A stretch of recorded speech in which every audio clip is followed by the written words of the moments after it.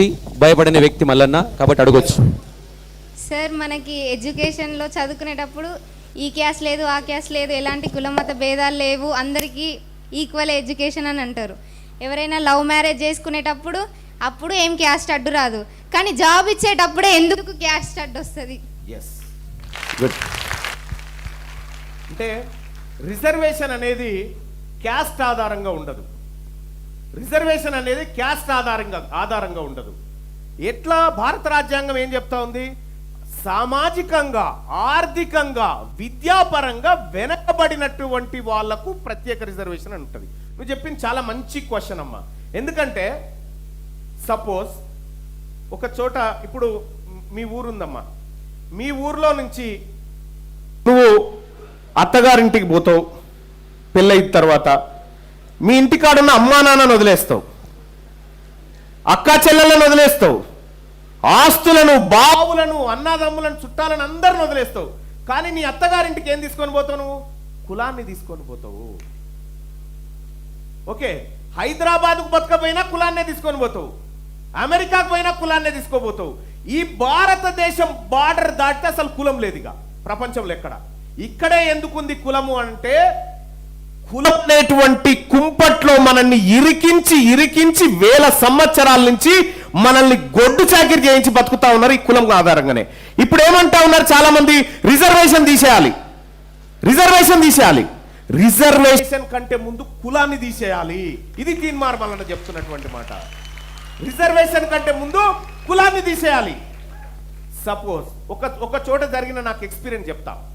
ఒక ఆయన అన్నాడు, మల్లన్న నువ్వు పోరాడుతున్నావు, నువ్వు బీసీలకు అధికారం కావాలంటా ఉన్నావు, ఇప్పుడు మేము అడ్డున్నామా మీకు అని అంటే అవును అన్న. ఆయన పేరు సురేందర్ రెడ్డి. ఇప్పుడు మీకు అభ్యంతరం లేకపోతే కులాన్నే తీసేయమంటున్నావు కదా, ఆ రెడ్డి అనే పేరుందిగా అది తీసేసుకుంటాం పక్క నుంచి అన్నాడు. అంటే నేనేం చెప్పిన, నువ్వు అది తీసేసుకోవాల్సిన పని లేదు, అది ఉంచుకో, కానీ నీ ఆస్తి నా ఆస్తి ఒక దగ్గర వేసి చెరసగం తీసుకుందామని చెప్పిన. నో అంటుండు. ఎందుకు? అక్కడే ఉంది అసలు కథ. ఈ రాష్ట్రంలో కాదు, ఈ దేశంలో కాదు. 100 సీట్లుంటే ఈ 100 సీట్లు 50 సీట్లు కరెక్ట్గా టాలెంట్ ఉన్న వాళ్ళకు దక్కాలి. రిజర్వేషన్ కూడా ఎన్ని రోజులు ఉండాలని చెప్పిండు అంబేద్కర్? 10 సంవత్సరాలే ఉండాలని చెప్పిండు. కానీ ఈ రాజకీయ నాయకులు ఏం చేసిరంటే ఇంకా 5 ఏళ్ళు పొడిగించుకుంటా ఇప్పుడు 78 సంవత్సరాల దాకా 70 సంవత్సరాల నుంచి రిజర్వేషన్ తీసుకొస్తా ఉన్నారు. ఇది రాజకీయ నాయకులు చేయాల్సినటువంటి పని. కానీ రాజకీయాల్లో ఉన్నటువంటి వాళ్ళు ఎవరు? అంత ఈ దోపిడీదారులు కాబట్టి ఈ పని చేయరు. మనమందరం కూడా, మన పిల్లలందరూ కూడా సమానంగా చదువుకొని సమానంగా బ్రతకాలంటే మనలో రాజకీయ మార్పు రావాలి. చాలా గుడ్ క్వశ్చన్ అమ్మా. Thank you. Next. I'm audible? Yes. Yeah, hi Anna. Hi. My name is Chetan. Yes. I am from Maibad. My question is, Telangana రాజ్యాధికారి పార్టీ వస్తే మీరేం చేస్తారు? ఓకే. అండ్ గత ప్రభుత్వం కూడా కాంగ్రెస్, బీఆర్ఎస్ అండ్ బీజేపీ విద్యా ఉద్యోగం వాటా అని చెప్పి గెలిచారు. మరి మీరు గెలిస్తే మాకేమిస్తారు? మీ పార్టీ, మన పార్టీ వస్తే ఏమిస్తారు? Right, thank you. నేను కేజీ టు పీజీ అని చెప్పేసి అన్నారు, ఫ్రీ అన్నారు అన్ని, కానీ మన పార్టీ వస్తే మీరేం చేస్తారు? Yes, thank you. తెలంగాణ రాష్ట్రంలో కాంగ్రెస్ ఒక మాట చెప్పింది, బీజేపీ ఒక మాట చెప్పింది, బీఆర్ఎస్ ఒక మాట చెప్పింది. మరి ఈ జెన్జీ పార్టీ, ఈ తెలంగాణ రాజ్యాధికార పార్టీ అధికారంలోకి వస్తే మీరేం చేస్తారని అడుగుతా ఉన్నారు. ఈ తెలంగాణ రాష్ట్రంలో నేను ప్రజలను పెన్షన్లు ఇస్తా అని ప్రజలకి, మీకు మిమ్మల్ని ఉద్యోగాలు ఇచ్చేటువంటి ఎంటర్ప్రెన్యూర్ లాగా తయారు చేయాలనుకుంటా ఉన్నాము. మీరే కంపెనీ ఓనర్లను తయారు చేయాలనుకుంటున్నాము. కూర్చొని పెట్టి సాధడం కోసం ఉండొద్దు ప్రభుత్వం. ఈ ప్రభుత్వం ఎకానమీని డెవలప్ చేయాలి. ప్రతి మనిషి దగ్గర శక్తి ఉంటుంది, ఆ శక్తికి కొంత ఆర్థిక తోడ్పాటును అందించాలి. కానీ ఇప్పుడున్న ప్రభుత్వాలు ఏం చెప్తా ఉన్నాయి? అమ్మా నేను ఒకటి చెప్తా ఉన్నా, ఒక తండ్రి నెలకు 10,000 సంపాదిస్తాడు, ఏడాదికి 1,20,000 సంపాదిస్తాడు. ఏడాదికి 1,20,000 సంపాదించేటువంటి తండ్రి ఇద్దరు పిల్లలకు ఫీజుల కోసం 50,000 ఖర్చు పెడతాడు. 50,000 ఖర్చు పెడతాడు. అలాగే ఎప్పుడైనా హాస్పిటలైజ్ అయితే ఒక 50,000 ఖర్చు అవుతుంది.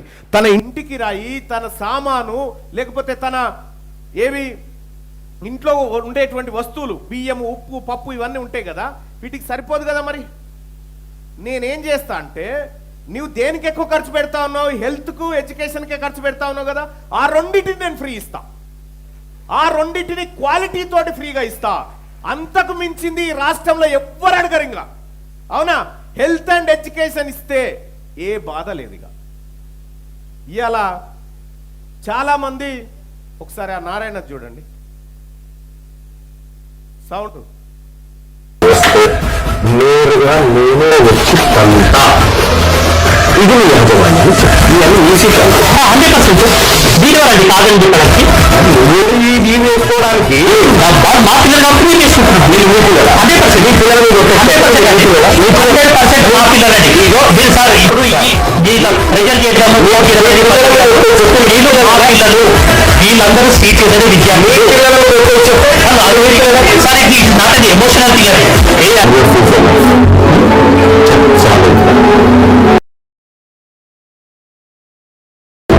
చేతులు విద్యా సంస్థల చేతులు చాలు. ఇది పేదవాడు సొమ్ము, డబ్బు, ఎన్నో ఆశలతో కళల ప్రపంచాన్ని ఊహించుకొని ఇంట్లో పిల్లల్ని జైలు చేస్తున్నాడు. దయచేసి మీ యాజమాన్యానికి తెలియజేయండి. ఇంకొకసారి ఇట్లాంటి అడ్వర్టైజ్మెంట్ వేసి జనాన్ని కన్ఫ్యూజ్ చేసి విద్యను వ్యాపారంగా మార్చి పేదవాళ్ళని అట్రాక్ట్ చేసి దానికి మీరు జీవితం చేయడం పనిచేయండి అని చెప్పింది అని మీ యాజమాన్యం గారికి తీర్మానం గారు చెప్పిందని చెప్పండి. ధన్యవాదాలు. ప్రజలు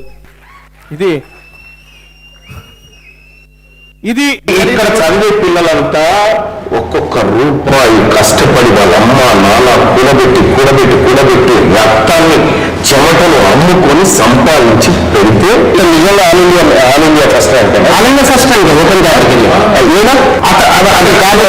నిమిషం ఈడబ్ల్యూఎస్ మనిషి వారి మీద చదువుకున్నాడు కాదు. యంగ్ ప్రెప్ అంటే అదే రకంలో ఈ డ్రామానే బంద్ చేయాలా? జనాన్ని రాష్ట్రంలో జనాన్ని ఇక్కడ ఈ 2 రాయితీలు సంపాదించినారా? ఇక్కడ చదివే పిల్లలంతా ఒక్కొక్క రూపాయి కష్టపడి వాళ్ళ అమ్మ నాన్న కూడబెట్టి రక్తాన్ని చెమటను అమ్ముకొని సంపాదించి తెస్తే మీకు ఈ డ్రామా అయినా మీకేందో డ్రామా వాళ్ళ దగ్గర కూడా పోయేది. మీందో డ్రామా ఏం డ్రామాలో